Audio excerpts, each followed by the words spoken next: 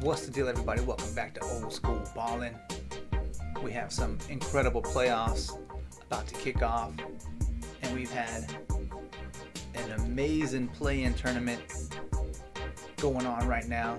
If you haven't caught the games, let's go ahead and get you a little brush up, shall we? Let's go. So first off, in the West, we had my Spurs, number 10 seed, facing off the New Orleans Pelicans. This game was so live. New Orleans was popping off. A crowd of red. Dome about to burst off. It was awesome. CJ McCollum, Brandon Ingram, Jonas Valanciunas, Jose Alvarado, just to name a few, were going off. The veteran savviness just turned out to be just a little bit too much for the Spurs. It was a good fight, but ultimately the Pelicans would take that one. So staying over here in the West, West y'all, the Minnesota Timberwolves, young and hungry, led by Karl Anthony Towns, Patrick Beverley, Anthony Edwards. Oh yeah, don't forget about D'Angelo Russell. Did y'all forget about him? Because he was balling. Took out Patrick Beverley's former team. They gave him the boot, kicked him to the curb, sent him off to the Timberwolves, and he gets his utter sweet revenge. They were celebrating in Minnesota. It was awesome.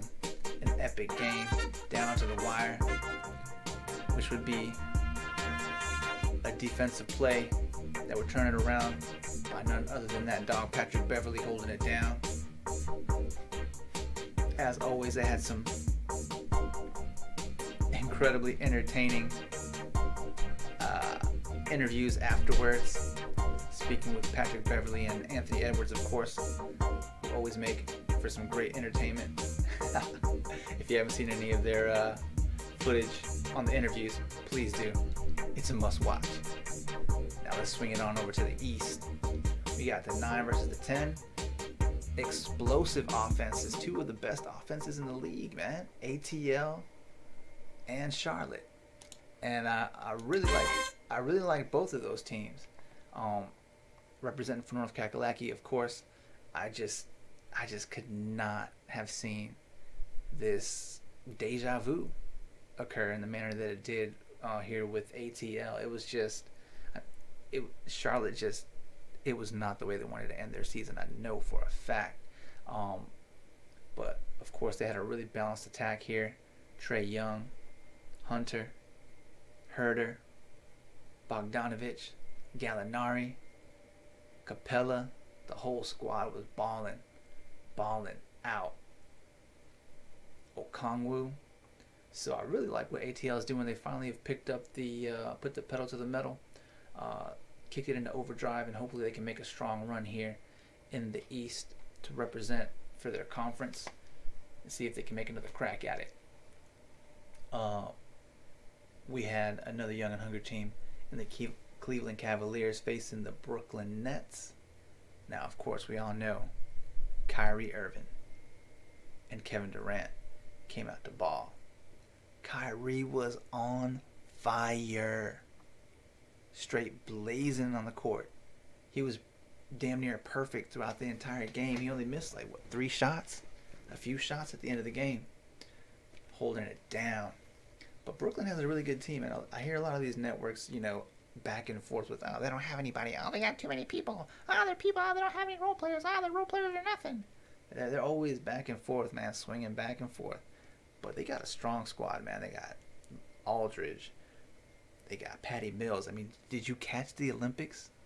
Did you see what Patty Mills just did in the Olympics? Giving everybody work.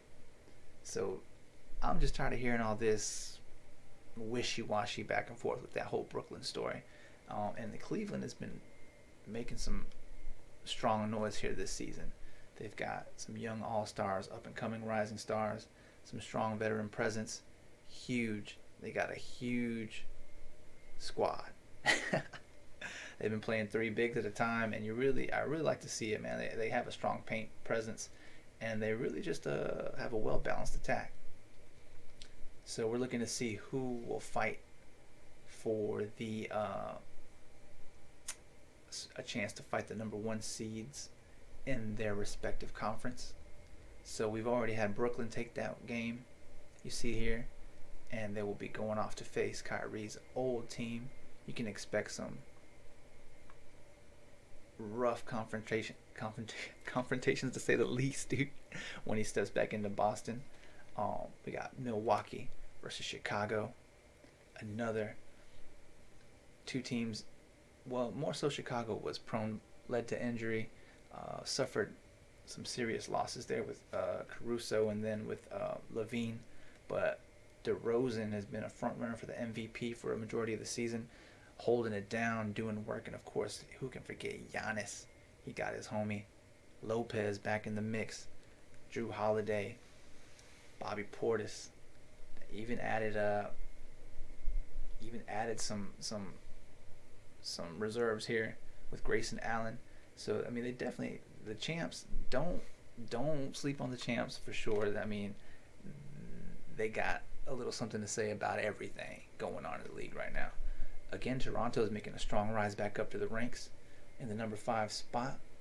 Fred VanVleet, Pascal Siakam, and their rookie on the rise, which can be seen for the favorite for the rookie of the year, Scotty Barnes. So keep an eye out on that. And then, of course, the trades that rocked the whole NBA this season, plagued by drama, which was just stretched out for far too long. They performed a swap, and we've got Ben Simmons by way to Brooklyn, and James Harden, after fighting and clawing his way out of Houston, finding his way onto Brooklyn, making a lot of noise, switches over to Philly to team up with Embiid. Now we still have Harris, Korkmaz, Maxey. I mean, you got a whole Danny Green. You got a whole squad in Philly ready to make some moves as well, up to the top of the ranks. But we got right now, number 1, MIA. They were MIA last season, but they got a little bit of help in Kyle Lowry and PJ Tucker, of course. And now they stand strong on top of the Eastern Conference as the number 1 seed. I mean, who could have seen that coming? That's just crazy. So MIA's been holding it down. And then who is going to give Phoenix the work? Right now, tonight, we got New Orleans Pelicans and the Clippers looking to fight for a chance to make some noise versus the Suns. See if they can give them the eclipse and outshine them. I don't know, man. I find it very hard for any team right now to beat Phoenix. They're just running on all cylinders, a well-oiled machine. Devin Booker, pure T ballin', straight ballin'. Mikal Bridges, Cam Johnson, JaVale McGee. You got Bismack Biyombo. I mean, they just do it by numbers, and they have a well balanced attack as well. I mean, they're just, you can see the record here. It speaks for itself. 64-18. I mean, come on.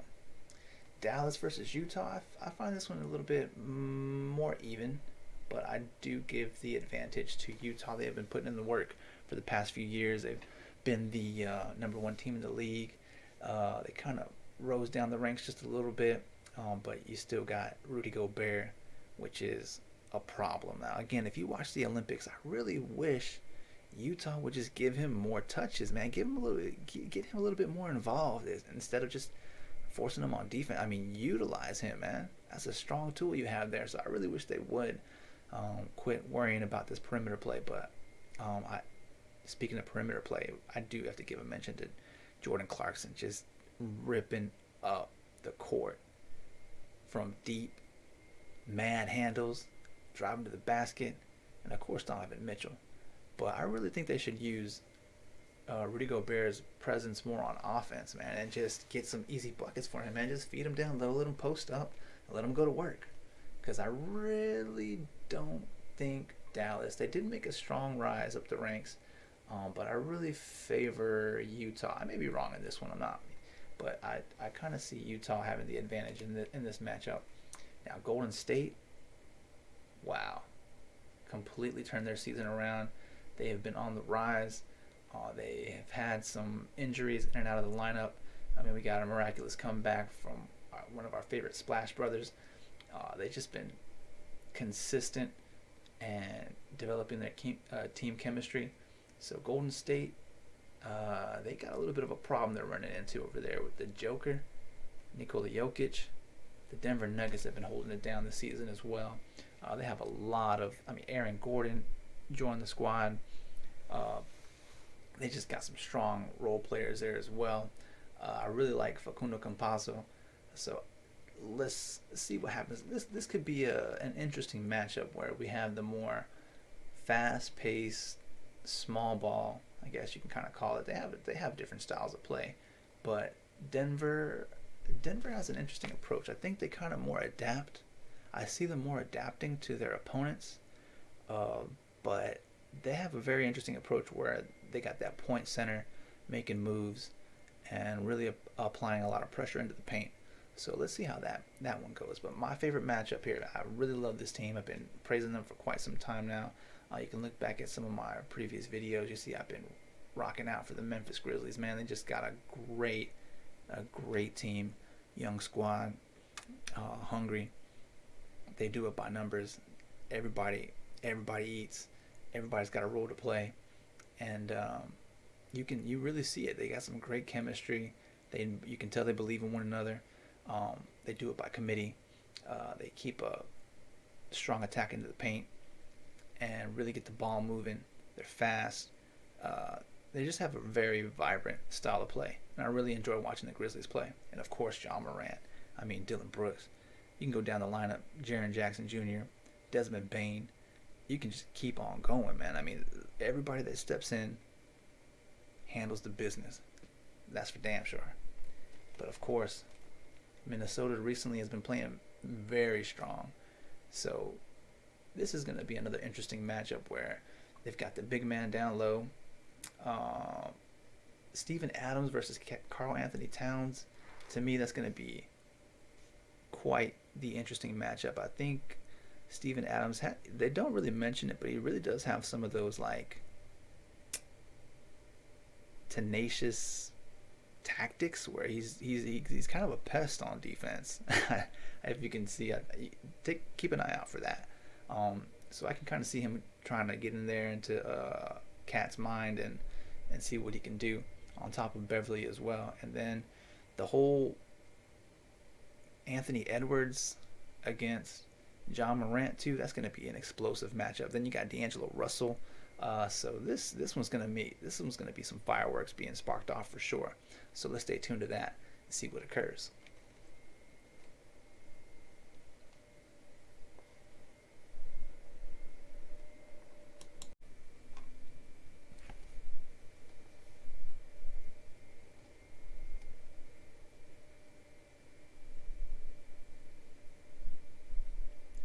Alright, so let's jump into this recap here. Started off with the Brooklyn Nets defeating the Cleveland Cavaliers 115 to 108. You can see here it stays behind Irving. Nets hold off Cavs and play-in matchup. So Kyrie was on fire, as previously stated, dude. This man was killing it. So we'll take a quick breakdown here. You can see Brooklyn gave him a straight wallop. Socked it to him. 40 to 20 in the first quarter. That was it. That's all she wrote. That's pretty much all you needed. But is it though? So Cleveland came back and held him to 17 points in the second quarter. You can see it was pretty much evened out, 30 to 28 in the third.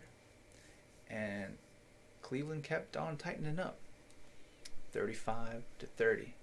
They outscored them, but it just was not enough to outweigh the onslaught that was brought upon by Kevin Durant and Kyrie Irving. Like I said, Irving was just in the zone. There's just not much you can do. Not much you can do at all. But you can see here, this is a huge factor.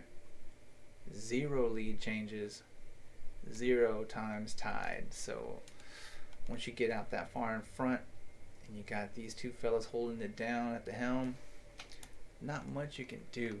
You can see Darius Garland did have 34 points. Kyrie, 34 points, 12 assists. Like I said, here you go. Irvin hits his first 12 shots. So he came out perfect from the field for a long time. Kevin Durant had 25 points, 11 assists, doing his thing. I mean, Kevin Love, 14 points, 13 rebounds, that hit him a double-double. Old school, still holding it down. So it was a strong game, but like I said, the real huge factor was Kyrie Irving, who was exceptional from the field. And really, this is the biggest factor to me here. No lead changes. So you can see that was pretty much domination. Let's just take a quick look. We'll try to make this a quick brush up.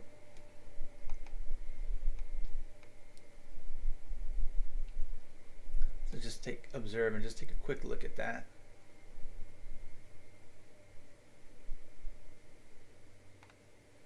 They made 45% of their shots here on the Cleveland side. 41 for 92, 45 for 84, 45% for Cleveland versus 54% for the Nets. So really, like I said, it's just, this is a shot plot for all periods.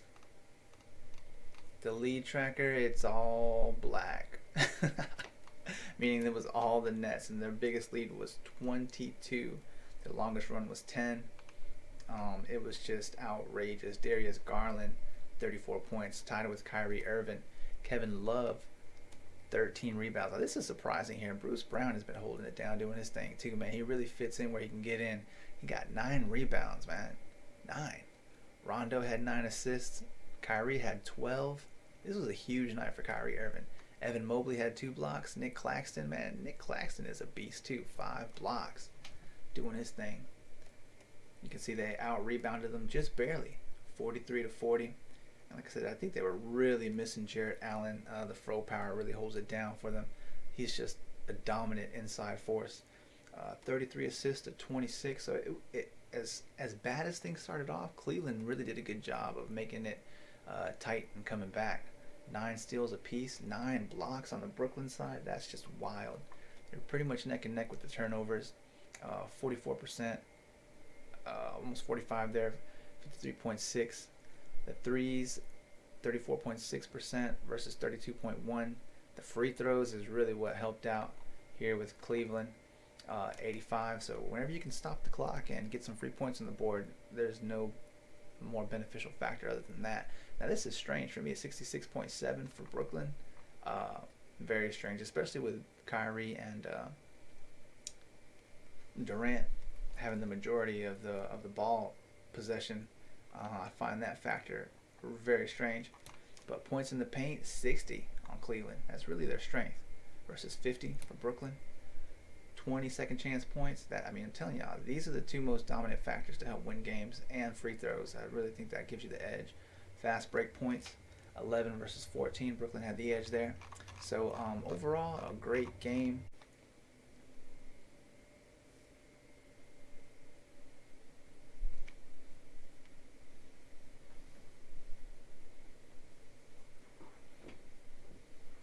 Let's make our way back over here to the West, where you can see the Minnesota Timberwolves just edged out the LA Clippers 109 to 104. It was a tight match down to the wire.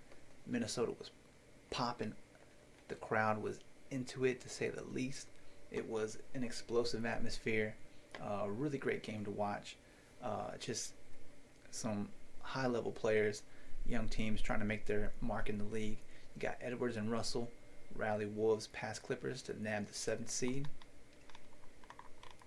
And here you can see it was close pretty much throughout the duration of the game.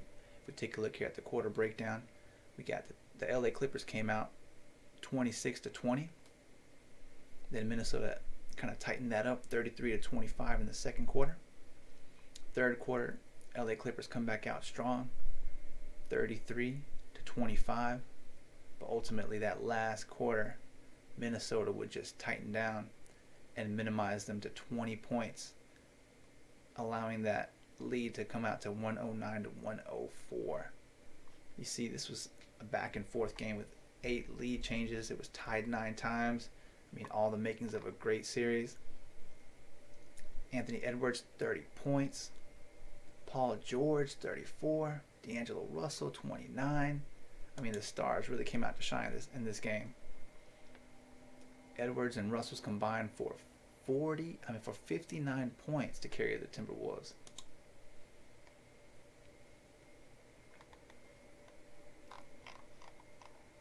Let's take a look at the game charts here. So, some high-level action. Tough scoring. A lot of isolation ball. We got 44% for the LA Clippers here. They were 34 out of 78 from the field. You can see, I really like these charts because you're seeing a well-balanced attack, but really just way too many threes still for my taste. I mean, this is what the Clippers do.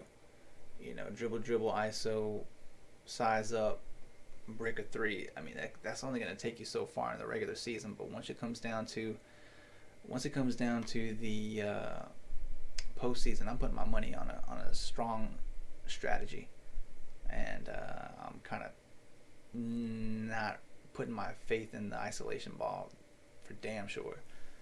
Here you got 43%, 36 out of 83, so roughly the same percentage from the field. The Clippers were actually just a little bit better in that aspect. So it really just comes down to how you utilize your role players. I mean, in my opinion, when I'm looking at these rosters, even though this is a great up-and-coming team on the Timberwolves side, I really feel they have the stronger roster here on the Clippers. I mean, Zubac, Morris, Batum, Powell, George, Jackson, Covington, Hood. Man, I think those right there, I mean, no diss on Coffee, Boston Jr., Hartenstein, but I just think that part of their lineup is definitely solid. Here they got Edwards, Russell, Monroe, McDaniels, Layman, Vanderbilt, Nowell, McLaughlin, Okogie, Towns, Bomaro, Beasley, Reed, and Beverly. So really, they had a strong core here, kind of holding it down, executing their game plan. So I think it really comes down to what that isolation ball can do to you. Is really hit or miss. It's more of a gamble in my opinion. But here you can see the lead tracker. Really, the Clippers were dominant in the possession aspect of the game. Really, they seemed to control it, but it just didn't turn out that way. The biggest lead for the Clippers was 10. The Timberwolves had 7. But that 8 lead changes and 9 times tied, that's wild. Back and forth for sure. So here, Patrick Beverly, would you know, Patrick Beverly had the leading block for the T-Wolves versus Zubac, man. So that's what I'm saying. I really think you need to use your big man a little bit more. He had 9 rebounds. I would really like to see their big man be a little bit more here in the point category, because it's really where they can excel if they use him right. Paul George, 34 points versus Anthony Edwards for 30. We stated here that Zubac had the 9 rebounds versus Patrick Beverly. Come on, man. How is Patrick Beverly blocking and rebounding more than your biggest player? So I'm telling you, that's hustle. That's heart right there. I mean, that's a strong factor. He's not just gimmicks and tactics. I mean, it's definitely a solid gameplay. If you're in there hustling for the ball, boxing out, getting these 11 rebounds, double digits in rebounds, and you block somebody, I mean, come on, man. D'Angelo Russell, 6 assists versus Reggie Jackson, 5. See, this is my problem. This is what I'm trying to say, is that's the highest amount of assists in a high intensity situation game. That's you're trying to bet your top dollar, basically, your whole season on isolation ball. So here, this minimal amount, 5 assists versus 6, you can tell they're not really looking for cuts to the basket, easy points, wide open shots. I mean, it's just too much hero ball for me to be really secure in either one of these teams. So you can see here the final breakdown again of the points. Minnesota out rebounded them. The assists were neck and neck. crazy. Minnesota had more steals, 10, double their steals. LA Clippers had 5 blocks, 17 turnovers, 43. I mean, they were roughly the same from the field. The Clippers shot the three-point ball 45.7% versus the 40%, so just a little bit better from the arc. And then again, their free throws are 74.1 versus 62.2. So Minnesota's definitely going to have to pick up the free throws if they want to make a strong run here. The points in the paint, 36. So they got Karl Anthony Towns, of course, but really, I mean, getting to the paint with any of your players is really, I'm telling you, a strong tactic for success. Here you got second chance points again. So if you can see, most of the teams that can dominate the paint and get second chance points, along with the fast break points, I mean, they pretty much control the strengths of the game. So there you have it, guys. I look forward to seeing what comes next out of both of these teams.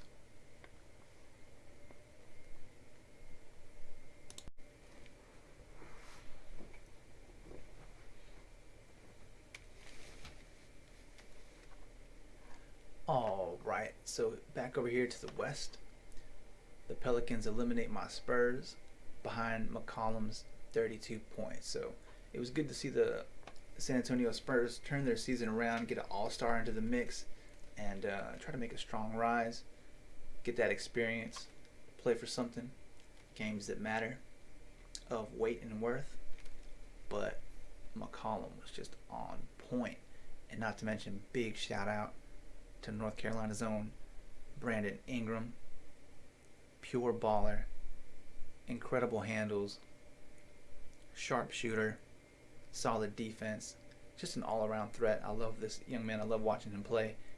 Solid game. Keep balling, young fella, for sure, holding it down. So let's take a look here how this one kicked off. This was pretty much a close game. You can see there was only 2 lead changes, tied twice. It was a little bit more, well, first off, the crowd, wow, I mean, electrifying. New Orleans was electric, like most certainly, dude, without a doubt. It was live up in New Orleans, man. It was amazing. The crowd was definitely behind their squad, and it definitely showed. So it kicked off 22-26. New Orleans came out strong, just a small lead there. Then 35-28. So close quarters, but still lengthening that margin. 25-31. So New Orleans really controlled the pace of the game for sure. Now that last quarter, the Spurs finally kind of wake up and realize and see their season is slipping away. So you can see they try to make a little bit of a comeback there and limit the Pelicans to 21, but at that point it was just too much. 113-103 is the final. We have Brandon Ingram with 27 points. Mccollum, 32 points in first half. Wild, man. He scored 27 of them, though. 32 points total, but 27 in the first half. Ingram had a nasty two-hand jam in traffic. It was nasty. Herbert Jones throwing it down. Ingram's hitting the faders, driving to the rim, getting the finger roll. Keldon Johnson, Jakob Poeltl. Poeltl hit up that rejection, man. This game was DeJounte Murray. I'm telling y'all, man, it was a great squad. It was a great fight. But definitely the Pelicans reigned victorious in this one. So let's take a look at the shot plot. And this is of all periods. And you can see here, I like this attack. You're seeing a lot of paint contests and touches. You can see that that's where they're missing a lot of their shots. At least they're getting a high percentage of looks. You can see they're shooting 41%, 37 out of 91. They were decent from beyond the arc. You can see here, not too great, about 41% versus 54%. So the New Orleans Pelicans were definitely efficient from the field, 44 of 81. You can see they didn't take too many threes. They were picking their spots systematically, and you can see all this green right here, right around the restricted area. They're pretty much guaranteeing themselves a bucket. I like that strategy. It's a sound game plan. Pop it when you can, but bring it in straight down the throat, dude. Get it. And let's just take a look at their rosters. So a notable addition, Jason Richardson. We got Murray, Vassell, Kakak, Pirtle, Landale, Wisekamp, Primo, a young dude. Young. I think he is the youngest player, period. 19 years old. Primo, Bates Diop, Johnson, Walker the Fourth, Langford, Jones, Collins. And then here, I just feel that this is a young squad versus New Orleans. Well, New Orleans are also young, but their size, I think, is the best factor they have rooting for them. So Ingram and McCollum, they're just dynamic. Graham, solid, deep shooter, plenty of speed. Temple, Jones, Hayes, and Valanciunas. I think these two bigs right here are going to be a strong factor for them making this run. Alvarado came out holding it down. Nance Jr., so they got a lot more size here too. Marshall, Snell, strong capabilities here in this young man too. Murphy and Hernan Gomez, so another excellent big for them. I think that the Pelicans really need to play to their strengths and utilize their size a little bit more. But the lead tracker here, you can see the Spurs, not quite. They had that little bit of a portion of time where they kind of possessed the game in their hands, but then other than that, Pelicans all day. So the biggest lead was 21. Spurs held a 6-point lead. It was tied twice. The longest run was 9, and there was 2 lead changes, and that was it. It didn't take much for the Pelicans to secure their lead and run off with it. So in the block category here, we had Herbert Jones with 2. DeJounte Murray had 1. CJ McCollum had 7 assists. DeJounte Murray had 5. Jonas Valanciunas is a paint beast off that glass, dude. 14 rebounds. DeJounte Murray with 9. It's wild. CJ McCollum had 32 points, and Devin Vassell had 23. So you can see here they were just out-rebounded 53 to 34. That's a significant difference. 25 assists versus 19. Both teams had 4 steals, 7 blocks on the Pelicans side to 3 for the Spurs. 13 turnovers also for the Pelicans, so they can look to tighten that up. 54.3 versus 40.7, so a little bit more efficient, a lot more efficient from the field. And then their threes were roughly the same, 40% versus 38.2. And their free throws right around the same percentage as well, 72.7 versus 73.9 for the Pelicans.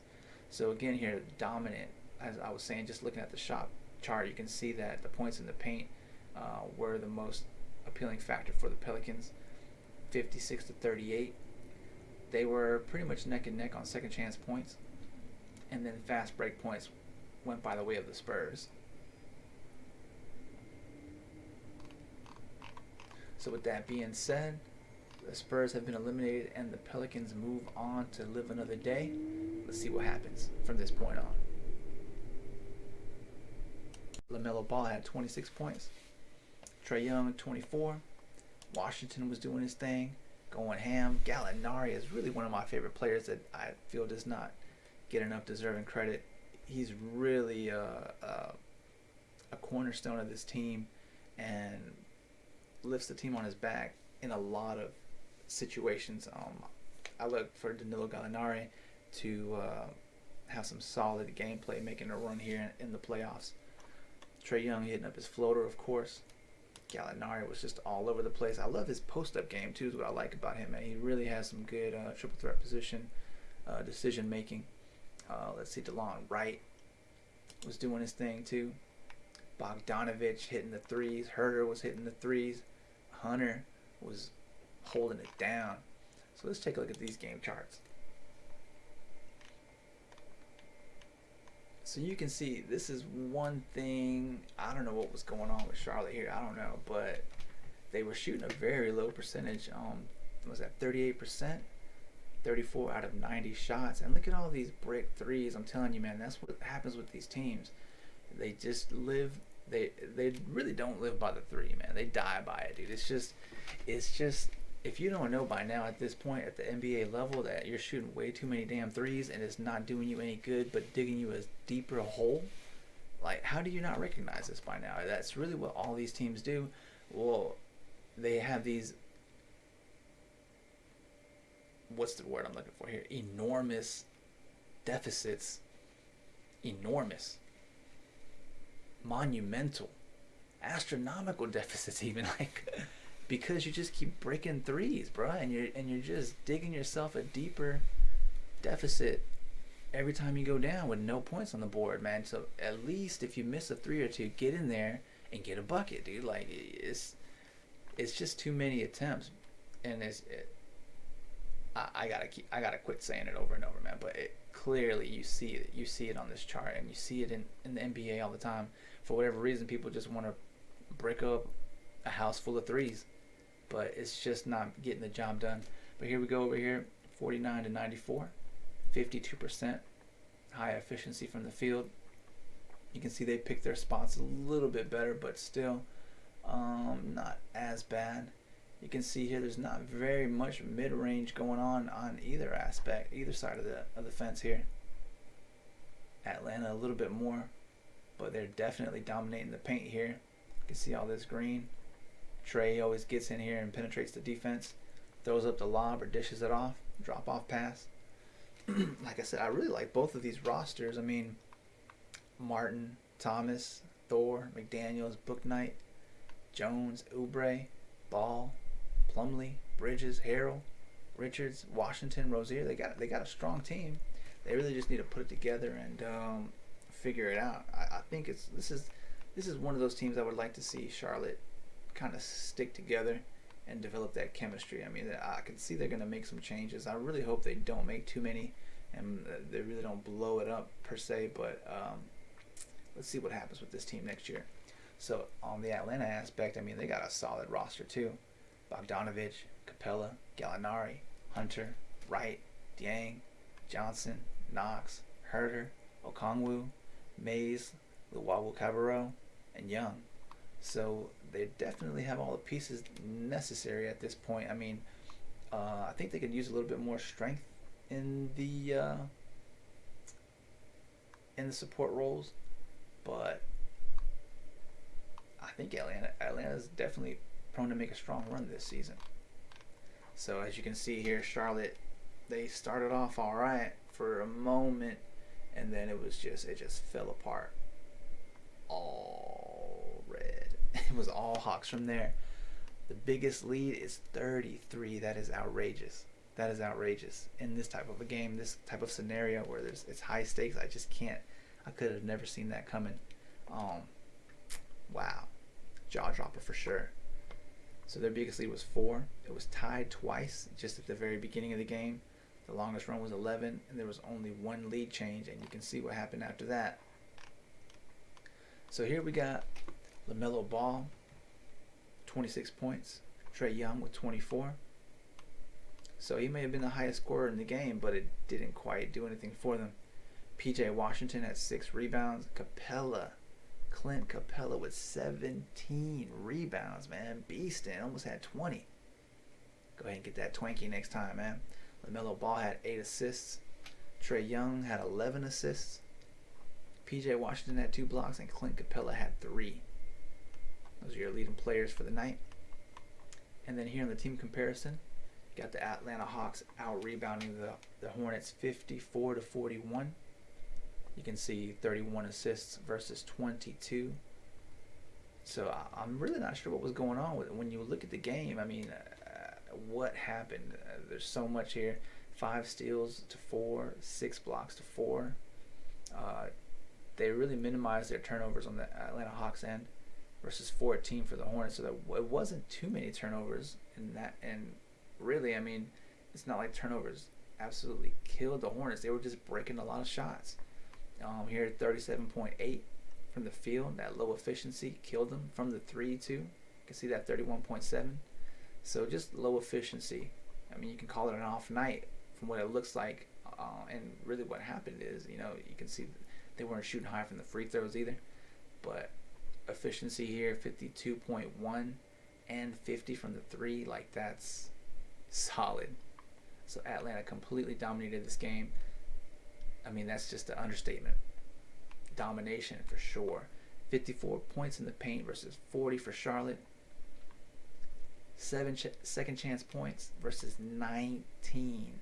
So if you don't see the benefit of these, I mean, playing old school ball, get to the basket, follow your man, support for the rebound, snag the board, get these second chance opportunities. I mean, look at what this can do for you, man. I mean, you instead of just throwing up a brick and running back on three, that's not going to do anything for you, man. But here you go again. You see this 11 fast break points versus ATL's 6. So that's really, I would credit that to LaMelo Ball a lot, where they dished it out to him quick, and he's really good at keeping his head on a swivel, just immediately looking upfield, down court, and hitting the open man. So there you have it, guys. Unfortunately, the season is coming to an end for Charlotte, and the Atlanta Hawks soar forward. And let's see what happens coming up next in the big game for the Hawks in a win or go home situation.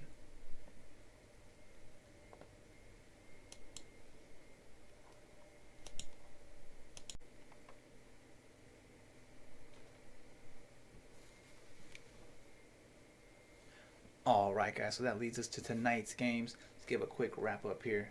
We got on the West, New Orleans Pelicans versus the LA Clippers in a battle of 9 versus 8 to see who's going home. So we got here, let's take a look at the former matchups. It's coming on tonight, the late night game, 10 p.m. Eastern. That will be on TNT.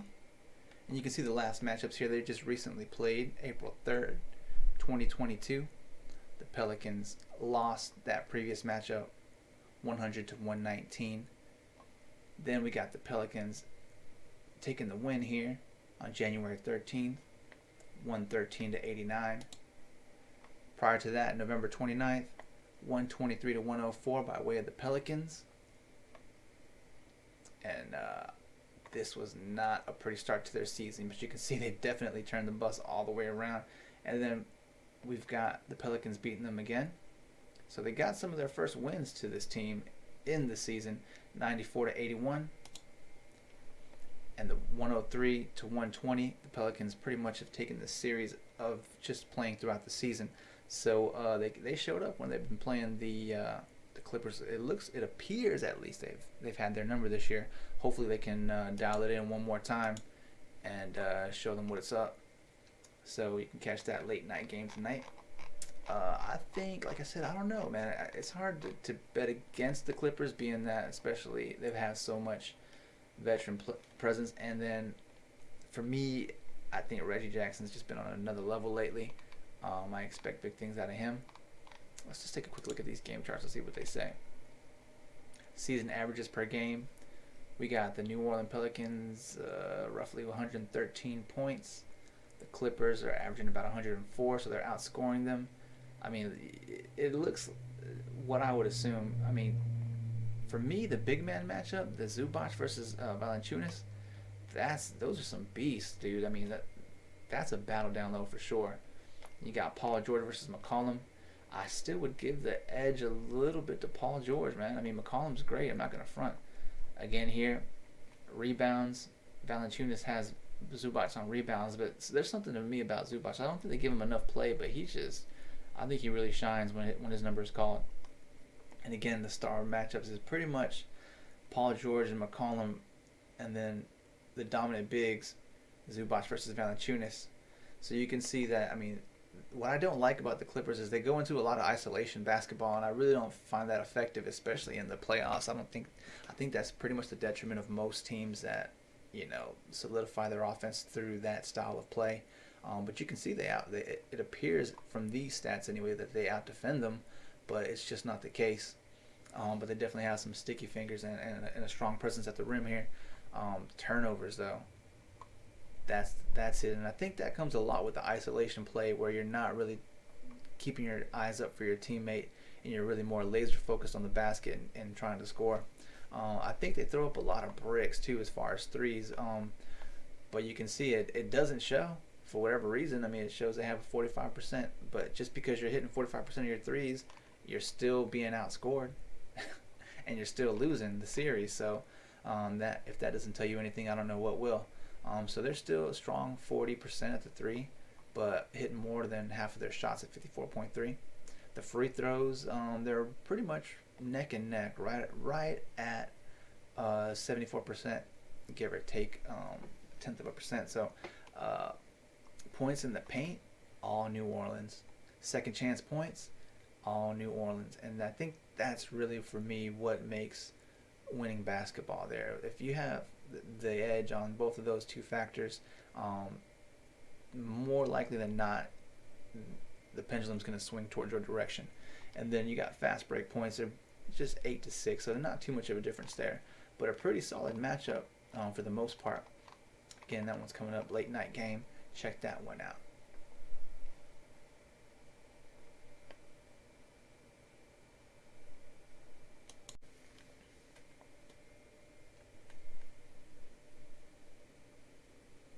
All right, back here to the East.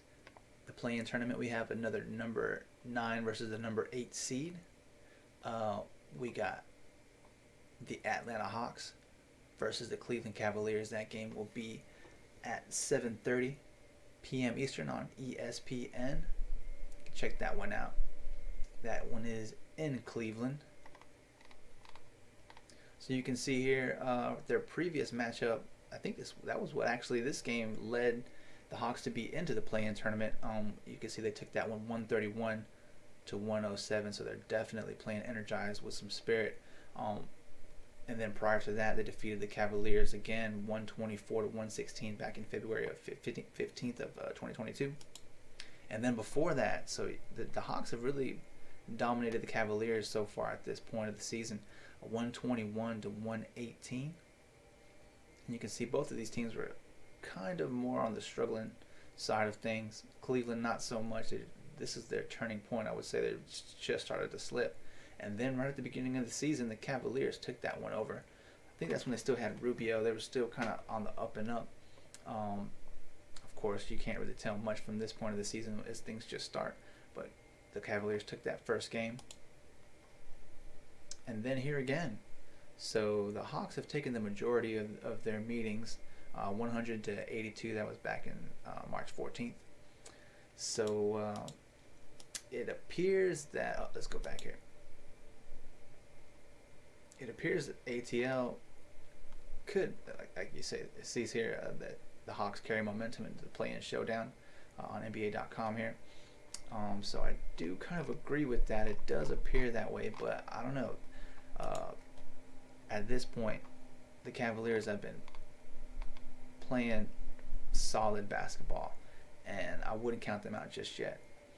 But you can see here the season averages per game. Atlanta Hawks got 132 points. They just come out guns blazing, straight fired on all cylinders. Like, there's just something about why I love watching when they're clicking. I love watching the Atlanta Hawks. But again, this is one of those teams that I really think takes absolutely too many threes, and they kind of live or die by the three, and it sucks when you see them die by it, man, because they have such a dominant presence in the paint. They really need to establish themselves and get the ball rolling, so to speak. They out-rebound them. I mean, you got Capella, for sure. But the other thing, this young rookie, Evan Mobley, wow. I mean, what else can you say? I know he's a heavy favorite for the Rookie of the Year. There's a few, him and Scotty Barnes from Toronto. But I know there's a strong case for Evan Mobley. He's been playing solid for the majority of the season. So I think that's one thing that the Cavaliers have going for them is they're huge. They play big basketball, and they kind of been trying to sway that trend back in their way, so to speak. But assists, Trae Young is the one of the only players in NBA history that leads in points and assists. So he does not get enough credit, enough recognition, shine, props, whatever you want to call it, man. Shout out to him. I mean, Trae Young is an incredible player who needs to get some more respect, in my opinion, man. I mean, they don't talk about him enough on any of these networks, but the results speak for themselves. Trae Young is one of the best point guards in the NBA. You can debate it all you want, but like I said, facts are facts. All right, so we got them leading in the assist category. Now, defense-wise, like, look at this. This is outrageous. 9 steals, and they beat him in blocks here. ATL's got 6 blocks. Turnovers, they're limited in both areas on both teams. The field goal percentage, 52.1 versus 44.6. Again, the Cavaliers don't shoot as many threes, and I think that is really a benefit to their squad. But here, this is crazy. 50% from the three. Like, how is it every time? So you mean to tell me every single time the ATL has played the Cavaliers this year, they're just hot from the three, like outrageously hot, like pure burning? It's crazy. But this is actually surprising. 72 from the free throw line. They have such great free throw shooters on ATL's team. I'm really surprised to see that happen in that fashion versus 85% for the Cavaliers. So of course they picked up Rondo here, which he has a huge amount of assists here, fighting Trae Young. That's actually a pretty good battle. He's of course that's veteran versus young blood, but I would give the edge a little bit to Trae, being that he's just in his prime and he's really rocking and rolling. But Rondo, man, he's got that high IQ, just veteran presence that you can be sure he's making a right read, most definitely. Then again, they got that solid veteran presence from Kevin Love coming in strong rebounds, man. 13, that's crazy. But I don't think he can hold his own anymore. Close proximity with Capella. I just don't see it happening. That's just me. I may be wrong, but I guess we'll find out tonight. And then this right here, Darius Garland, man, that is wild. 34 points versus 24 with Trae. So they have a more balanced approach with them having Gallinari and Herter and Bogdanovich. But I think Darius Garland would really pull up big for his team. You can see these young rookies really try to make their mark here in tonight's game. So let's find out and see what happens. With that, thanks for watching. Appreciate your support and your viewership. We'll see you soon. Later.